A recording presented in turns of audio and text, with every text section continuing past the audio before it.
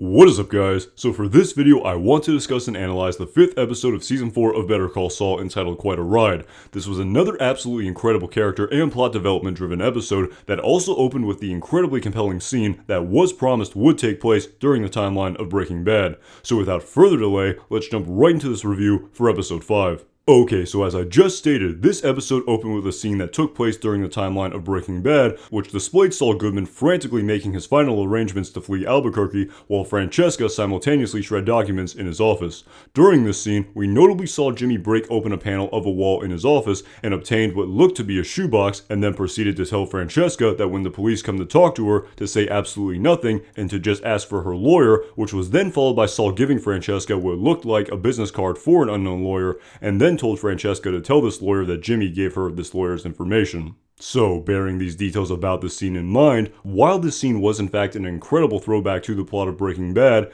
these two key moments that appeared in this scene of Saul obtaining this box and of Saul giving this business card to Francesca leaves us to ponder what was the significance of both of these actions in this scene, and more specifically, how will these actions in this scene fit into the overall plot of Better Call Saul as it pertains to the plot of Jimmy McGill and the plot of Gene Takovic moving forward in Season 4. Following this cold opening scene, the first scene of Act 1 of this episode then opened with Jimmy at work at CC Mobile, where we got to see the fruits of his not-so-subtle advertisement come into being when we saw Jimmy sell a large quantity of burner phones to a client in need of this type of privacy that these phones are offering. While it was great to see Jimmy in this scene use his expertise as a salesman and as a showman in order to sell these phones, this scene at the end of the day would end up foreshadowing the vast majority of Jimmy's plot that would ensue over the entire course of this episode. Following this scene, the second scene in Act 1 then proceeded to display the entire scene that was teased to us prior to this episode of a man arriving to the US in order to meet with Mike, which we discovered in this scene was in order to inquire about providing his services to excavate and build what would become the super lab underneath the industrial laundry that we first saw in the plot of Season 3 of Breaking Bad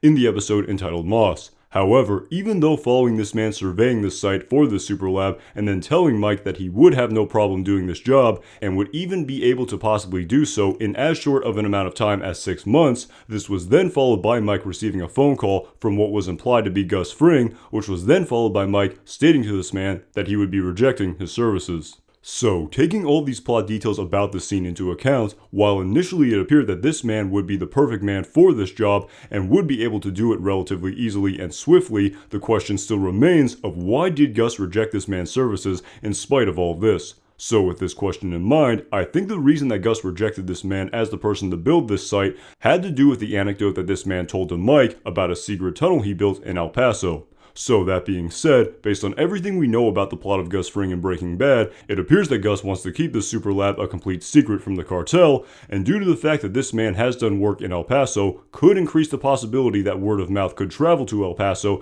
and to the cartel that the man who did the secret large tunnel project in El Paso was also doing a large project for Gus Fring. So, bearing all of this in mind, this possible explanation for Gus rejecting this man's services in this scene could possibly explain why Gus was more inclined to use another man to do this job, as we saw displayed in the final act of this episode. Following Act 1, Act 2 of this episode then opened with a scene of Kim doing public defender work following her plot where she appeared to be questioning her own career choices in the previous episode. Interestingly, in this scene, we got to see another appearance of Bill the DA, who first appeared in the plot of Season 1 of Better Call Saul in the episode entitled Mijo, when Jimmy was still making a living doing PD work himself. While this scene would culminate with Kim utilizing a legal loophole in order to avoid jail time for her clients, this scene would also end up foreshadowing Kim's plot that would ensue over the remainder of this episode. Following this scene, the second scene in Act 2 then cut to a scene of Jimmy and Kim at Kim's apartment, which culminated with Jimmy effectively telling a half-truth to Kim by leaving the apartment under false pretenses by stating to Kim that he had something to do at work, while simultaneously admitting that this act that he had to do at work would be to buy cell phones from CC Mobile with the intention of reselling them at a markup,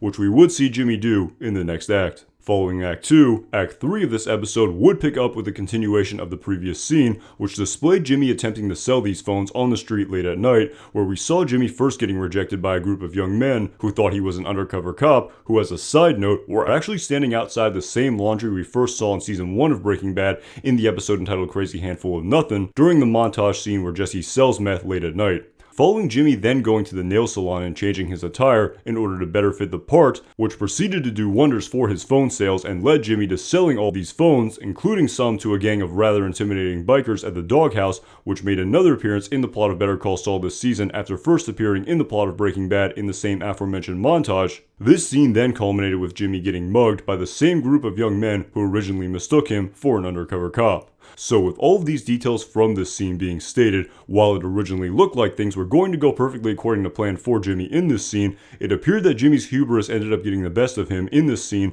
which led to him getting mugged. All of that being said, Jimmy getting mugged at the end of this scene would clearly have a very profound impact on him in this episode, as we would see as a result of his plot that would ensue over the course of the remainder of this episode. Following Act 3, Act 4 of this episode then opened with Jimmy back at Kim's apartment, where Kim discovered Jimmy in his beaten state. This then led Jimmy to again tell another half-truth to Kim that he was beaten up, while simultaneously omitting the full details of this event. However, captivatingly during this scene, following Jimmy stating to Kim that he will be alright, Jimmy also stated to Kim that he will call the therapist that was recommended to him by Kim, thus displaying the apparent profound effect that this encounter with these young men had on him. However, while at the time this act might have been a sincere statement by Jimmy, Jimmy's plot following this beating would take an interesting turn in the final act of this episode. Following the first scene in Act 4, this scene was then followed by a brief scene of Jimmy the next morning, back at work, where we saw him wash off the paint of the privacy advertisement on the storefront of CC Mobile, which was likely done by Jimmy following this beating, as a result of Jimmy possibly no longer wanting to partake in this scam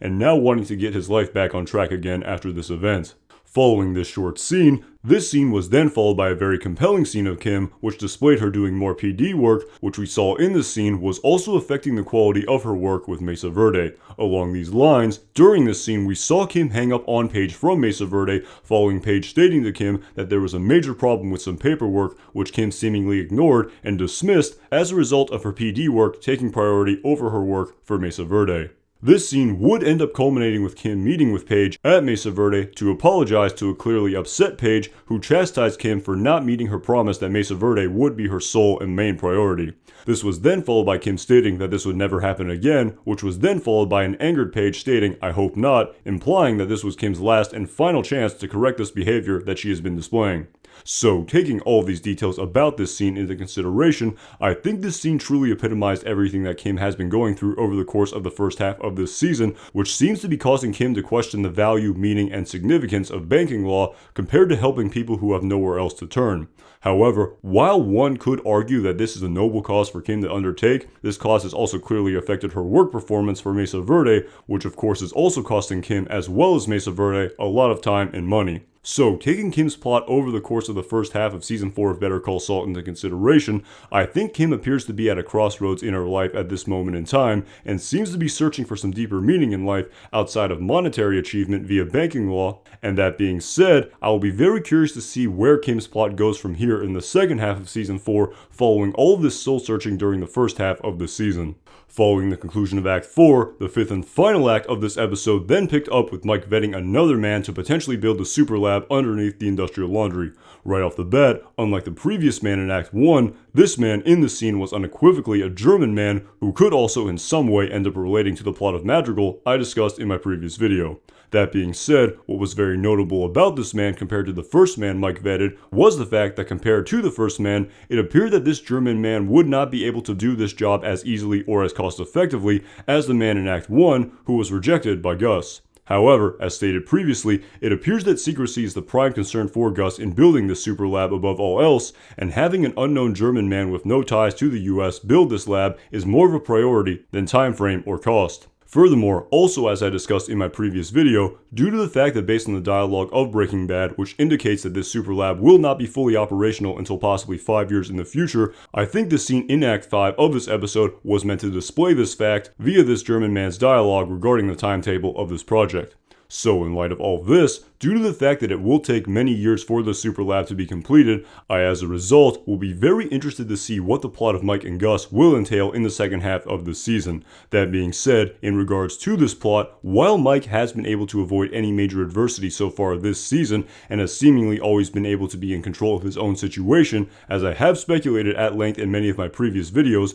I think that based on the plot of Breaking Bad and the character development that Mike still needs to go through, will in the end result resulted in Mike getting into some difficult physical as well as psychological situations in the second half of this season as it relates to his plot working for Gus Fring. Finally, the last scene of this episode in Act 5 then displayed a scene of Jimmy at the Bernalillo County Courthouse in order to meet with his PPD officer as per the parameters of his pre-prosecution diversion. However, prior to this meeting, we first saw Jimmy run into a clearly disheveled Howard in the restroom who, upon seeing Howard in this state, inquired if everything was okay. Following Howard stating that he had been experiencing insomnia, most certainly as a part of his own grieving process in the aftermath of Chuck's death, this then led Jimmy to offer Howard the services of the therapist that Kim recommended to him, which was then met by Howard stating that he is already seeing one twice a week. Following this statement by Howard and Howard leaving the restroom, this then led Jimmy to rip up the phone number of the therapist that was given to him by Kim and flush it down the toilet. So, taking all of these details about this encounter with Howard into consideration,